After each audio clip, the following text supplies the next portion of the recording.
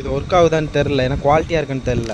கடையில் 3000 சொன்னாங்க, ஃப்ளிப்கார்ட்டில் கம்மியாக இருக்கும் வாங்கியிருக்கேன். ஸோ போய் மாட்டி பார்க்கணும் செட் ஆகுதான்னு தெரில. ஆமாம்,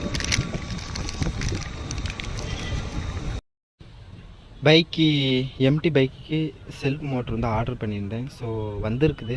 இது இப்போ தான் பார்சல் வந்தது, ஓகேங்களா. ஸோ 2 நாள் ஆச்சு வர வேண்டியது, வரவே இல்லை, இப்போ தான் வந்தது.